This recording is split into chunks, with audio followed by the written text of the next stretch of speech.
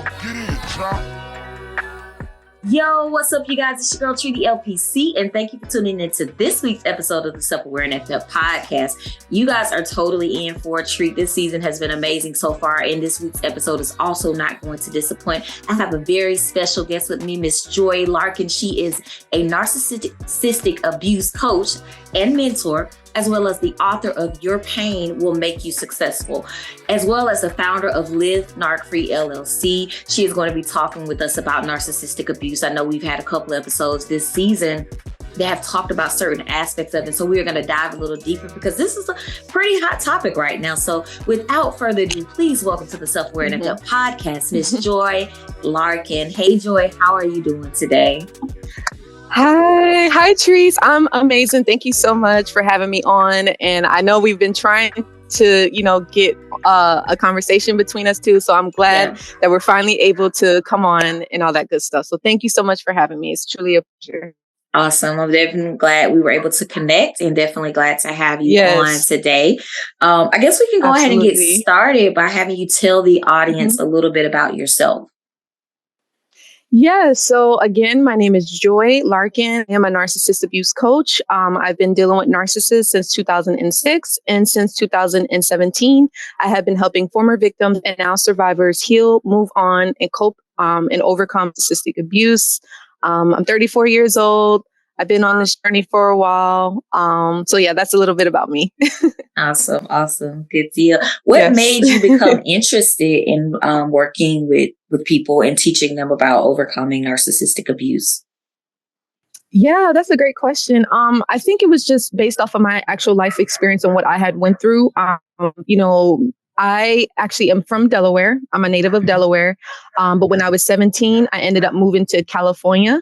And while I was living in California, I didn't realize that my aunt was a narcissist. I was living with her for about 5 years. And even while living with her, I started dating a male narc. He turned out to be a narcissist. I was dating him for about 4 years. And then even after, going through those experiences, I ended up meeting a borderline, a person that I met at work in 2016. And I was dealing with him for about 4 months. So I'm glad it didn't extend longer than that. Okay. But that kind of led me on my journey because my own life experience and just not really knowing what to do after I had gone through the abuse kind of led me to sharing my experience on social media. And it kind of just, took off from there. Oh, wow. Okay. Yeah. So you got a lot of experience dealing with people from family side to the relationship side, coworker side. You had it from all in two different personality disorders. I know we're mostly focusing in on narcissistic personality disorder, but also borderline personality disorder. They have a lot of narcissistic features. So definitely something to kind of think about when it comes to the people we interact with. So I know we've thrown around the term narcissistic abuse a little bit in the first couple of minutes of the show. Can you kind of give a little bit of an overview of what that actually entails? What is narcissistic abuse? Yeah, so it's pretty much, abuse to where an individual that you're around, they will begin to abuse you mentally, emotionally, psychologically.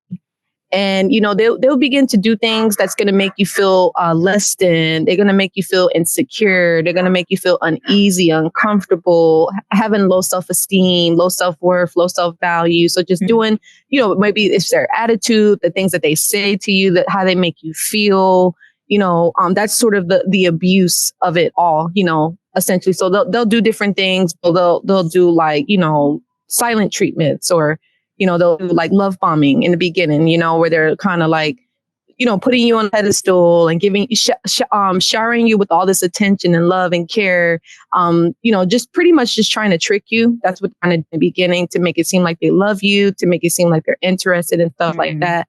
So, you have a lot of that going on. Then there's other aspects of it, but that's essentially kind of a preview of what narcissistic abuse is. It's a mental, emotional, and a psychological way in which a person behaves to you, essentially. Gotcha. In a negative way. In a negative way. Yeah, definitely. And I know that narcissistic abuse and narcissism is a hot topic. Everywhere I look these days, I hear the term gaslighting. I'm being gaslit. Like, how do you kind of know, like, what is actual gaslighting or narcissistic behavior versus someone that's just just being themselves and then not necessarily intentionally, because I feel like a lot of people just use that term for everything. Yeah. And I think that's kind of, I guess, the downside of social media, because, everybody has an opinion. People want to, they can say whatever they want. There's freedom of speech, but there is a certain way in which you can tell the difference, because first off, that individual would have to be classified as NPD, which having narcissistic personality disorder, which it can be difficult because the unfortunate part, a lot of people who are narcissists, they don't get treated. They don't get that sort of diagnosis. So they're just kind of out roaming around. And then you have people that could have been around individuals like that could have picked off of their particular behaviors. So essentially, they could mimic being a narcissist, but they're not fully like a full blown narcissist person that has been diagnosed with that particular disorder. But essentially, it would be pretty much, the frequencies as far as how they behave, the things that they say, the way that they're showing up with other individuals, their attitude, and also the intensity of it all. So like the frequency. So like, for instance, do they behave in a narcissistic way? Is it a lifestyle, or is it every now and then? Like you said, maybe it's just, they're just being themselves, but unknowingly it could come off as being a narcissist, but they're not really a narc. You get me? And then also as far as like the intensity of it, maybe a person that may just be being themselves, they could tease a person from time to time, playing, joking around. But then at the end of the day, they'll come back and apologize, versus a person that's a narcissist. They don't apologize. I meant that. I want to hurt you. Like, you get what I'm saying?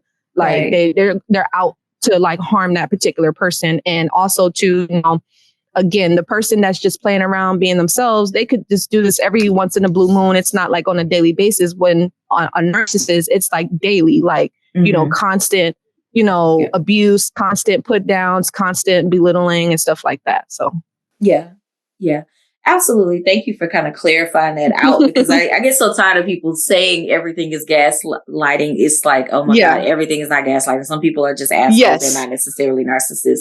And as you were talking, I was like, I don't know how deep you are into like social media or following any of the Shade Room stuff, but the only thing that kept popping up in my head was this Blueface character. Like, he is like classic textbook narcissism. It's like, oh my God, I don't want to hear anything any more about this story. But it's like every single thing, I'm like, oh my God, this. And now you're tied to him for at least 18 years. So good luck, Krishan. But nevertheless, So in talking about narcissism and, being able to kind of escape, because you said you help women, or, maybe you work with men too. I'm not sure. Men too. Yep. Men too. Okay, cool. Yep. Most people just focus on women. So I'm like, that's my default. But you help people deal with narcissists. And so when it comes to like going no contact, I know that that's a big thing. There's a big push. Can you speak a little bit more about how to go no contact, why to go no contact, and then how to set those boundaries with a narcissist? Yeah, that's a big thing. So going no contact is crucial when it comes to, protecting your mental health, your physical health, your psychological health. It's very crucial, because when you're dealing with a narcissist, they want to keep you bound to them. They want to keep you stuck. They don't want you to have peace of mind. They want you to, ruminate on the past. They want you to feel disappointments, regrets. And so the more that you're in less contact with them, the better, because they don't have the ability to get in there to maybe manipulate you, to make you feel bad, to make you feel fear, guilt, and obligation for no longer being in contact with them. Right. And it's truly, it's going to be in your best interest to set up boundaries, because the narcissist hates boundaries. They don't like it when you tell them no. They don't like it when you stand up for yourself. They don't like it when you stand your ground. They don't like it when you speak up for yourself and say, hey, that wasn't nice that you said that to me. That wasn't nice that you did that. That wasn't nice that you treated me this way. I deserve to be treated better. And if you're not going to do it, I'm going to treat myself better, and I'm going to be around others that will. You get what I'm saying? So it's the no contact is really, really important. I know for me, it was hard because I felt a sense of obligation to like my aunt, because there was a period of time that she did take care of me, and I felt obligated to her. But I knew that when I was around her, she didn't make me she made me feel like it was something wrong with me, and she made me feel like I couldn't be myself, and that like I had to live my life based off of what she told me versus what I wanted to do for myself, which I think that's everybody has the right to live how they want to live, as long as they're not, out there being a stripper and stuff like that, which I mean, I give props to strippers, Like, I know. I'm just saying. I know. Right. No, it's a joke though. But yeah, so I'm just saying, like, regardless, it's just more like allow people to be themselves. If they want to do what they want to do, that's on them. You get me? But with a narcissist, they're very controlling, very much so manipulative, and not really. Sometimes it comes out of jealousy because they feel like, okay, well, if you go and live your life, I didn't get a chance to live my life. Well, what are you going to become? You get what I'm saying? So it's more like a competition thing, a jealousy, envy thing. So they're trying to stop you from, whatever potential you may have. You get me? Yeah. So, but yeah, having those boundaries is very important. I know sometimes people that could be empathic or highly sensitive personality like myself, sometimes we feel like, no, we don't want to, step on anybody's toes. We don't want to make people feel uncomfortable, so we don't want to set those boundaries. We don't, maybe a narc could be calling us like our parent, or it's an ex-lover, and we feel like we have to answer the phone. We feel like we have to text them back. We feel like we have to respond to their emails. Like, no, we don't. It's nothing's going to happen to us if we don't call, answer that phone, answer that text. Nothing's going to happen. So we have to be confident in ourselves and knowing like, hey, I deserve respect. If I can't get it from them, I'm going to give it to myself, and only accept others that are going to be able to, mimic that as well and give me that. So, yeah, absolutely. And I appreciate you kind of diving into the no contact thing, because we see it. I know some things are just like a quick post on social media, and that's where it grabs people's attention, and they're looking like, well, okay, well, what is no contact though actually mean? And how does it help me? Because like, okay, if I don't answer the phone this time, they're just going to email me. They're just going to find another way. I've seen clients and talked to people where, like they'll block them and then they just send them emails, or they create a fake number and to harass individuals. And sometimes it does lead to like having to do like a temporary protection orders or something of that nature. Is that something you work with clients on? Is that something that you've had to explore with them before? Yeah, so I did actually have to work with someone that was pretty much getting stalked, like live in-person stalked. She actually sent me a video of the narc. Wow. He was looking in her. Yeah, it was really scary. When I saw, I was like, oh my God, like he was like looking in her door. Like, those doors that have that little window thing, you can open it up like those old school like doors. Yeah. And like I guess she lifted it up, and he was like right there, like staring at her in her face. Yeah. It was pretty scary. And she was like, Joy, like, this is what I'm dealing with. Like, he will not leave me alone. We're no longer in contact, but he's constantly calling me and texting me. Yeah. He just won't go away. She's like, what do I do? And I'm just telling her, like, there's not really much you can do, but, you just got to stay strong and don't allow his attempts, of blackmailing you, harassing you and stuff to kind of lure you back into feeling sorry for him or being with him again. You get what I'm saying? Yeah. So, there's only so much that you can do, but also the protection order, like, like that, restraining order, and just really just remembering like, hey, he's a little cuckoo. I don't want to be a part of that. A lot of people do go back, and a lot of people do like end up, I feel like I've worked with, not work with, actually personal life, like individuals, like a roommate once that was trying to leave someone that was a narc, and then did all of this work to help them get moved and all of that. And within the next week, like they were back. And I was just like, what? I am not helping anybody else in a toxic relationship. I don't care what you got going on. Like, you can be my friend. I really rarely take clients that are coming out of those type of relationships, because to me, it's hard to not get personally invested in it. It's like, okay, we're not about to do all of this work, and then you going back over there because you just wasting my time. Never mind me getting paid, but you just wasting my time and investing emotionally and getting you safe, and then you go back to it. You went back. How do you deal with that as a coach? Like, because I'm sure you're a great coach, but you can't help life when it's life, and some people make that choice to go back. Yeah, no, and that's good. I feel that because I know that there was one person that I was working with, I think I talked to her for a few months. And I think at that point, she was kind of like financially reliant on her narc. And, I was telling her like, hey, you deserve the best. You don't have to be relying on him. I know you're working. Maybe there's a way that you can stay at a family member or a friend's house or, just find a way, but she ended up choosing to stay with her narc.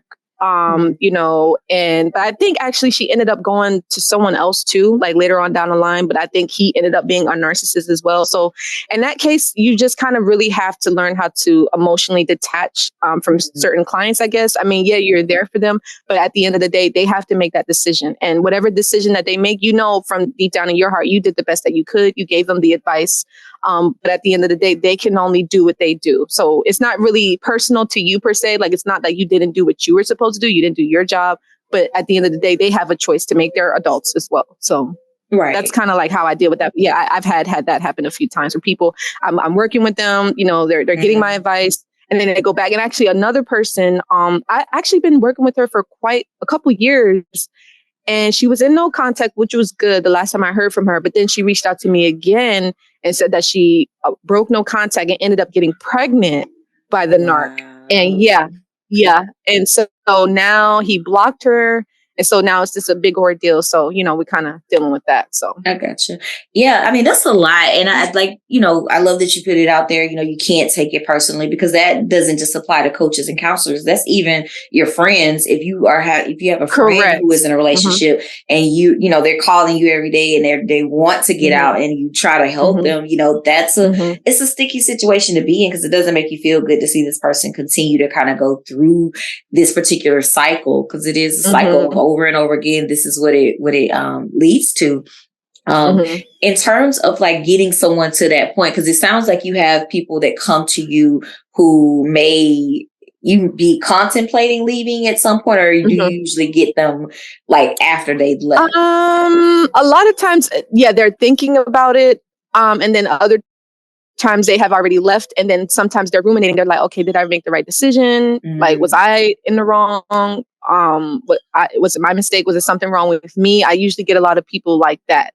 And then other people, I guess they just want to know about the term itself, just so I guess they don't get into that sort of relationship, So yeah, it's a mixture of all different types. So okay. Fair.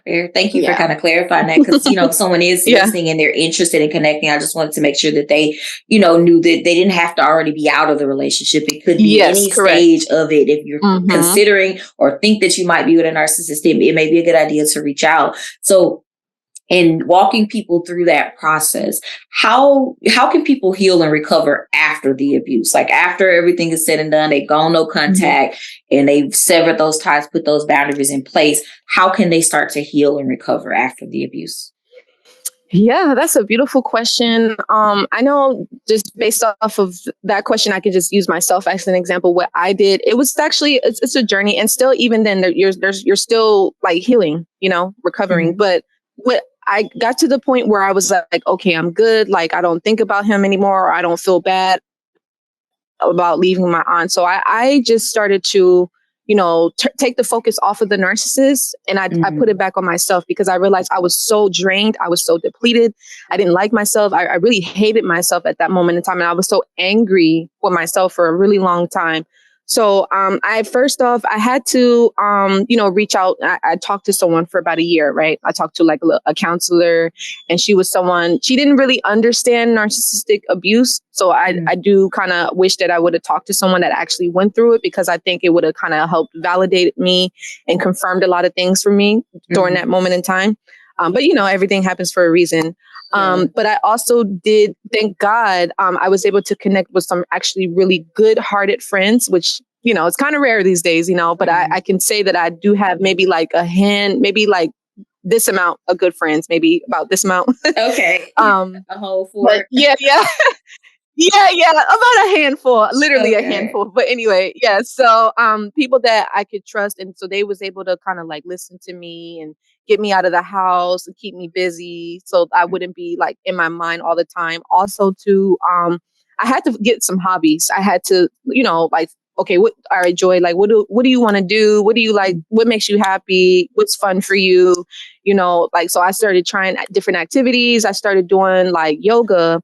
That was fun for me. I started, just getting into like modeling stuff, just stuff for fun, just to kind of build up my self-esteem, because I had low self-esteem, like super low. Like the narcissists, they want to break you so bad, break your spirit, kill your dreams, all that. Yeah. Yes. And it's just, they really, really want to do it. So you got to fight against that. You got to fight against what they're trying to do, because they really want to do that to you. Right. And the other thing is, Trice, is that I started, reading a lot of books. That's why I'm just glad that I was able to kind of share my story too in that point in time, because I feel like that's going to help someone. But some of the books that I started reading was about like self-love, self-worth, self-value. I started to learn stuff about like codependency, some things that I was dealing with, some childhood traumas at that moment in time.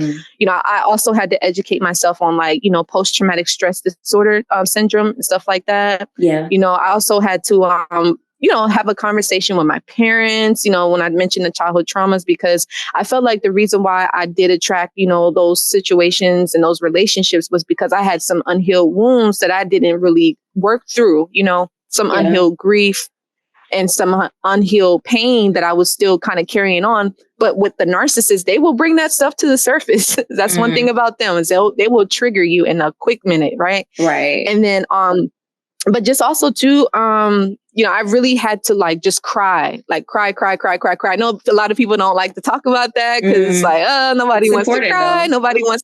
Yeah. Like nobody wants to look weak. And, so I had to be real with myself. Like I feel pain, like I'm hurting, like, you know what I'm saying? Yeah. So I had to really deal with that and sit with that by myself, like, and it's scary. It can be scary to do that, but I just really had to, also connect with God. Like God, I'm telling you, Trice, like God is my everything. Like I love him so, so much, even to this day. But I didn't have a relationship with him many years ago. Like I knew about him. I knew he was there. But when I was going through all of this, he really let me know, like, I'm here for you. Like, I love you and I want to have a relationship with you, but you got to want to have a relationship with me too. You get me? And it's not just to acquire things, but it has to be more so like a genuine like relationship. You get me? Just like you have a relationship with your mom, your dad, friends and stuff like that, your boyfriend, husband, So yeah. And then, I just had to forgive myself. Like, I know I talked about forgiving my parents, but I had to say, Joy, I know I hurt you. I had to look myself in the mirror and say,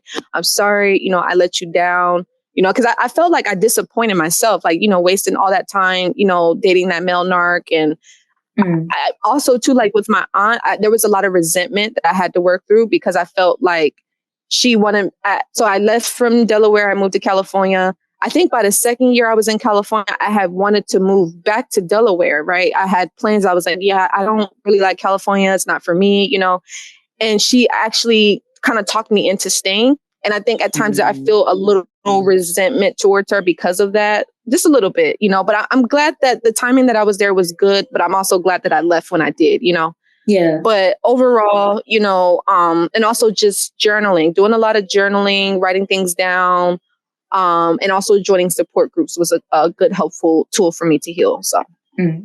Awesome. Thank you so much for kind of going so deep into that and being vulnerable to share your personal piece of it as well, because it's so important for people to know that they are not alone. I definitely want you to, if you are familiar with any current support groups that can help people, do you mind sharing some of those?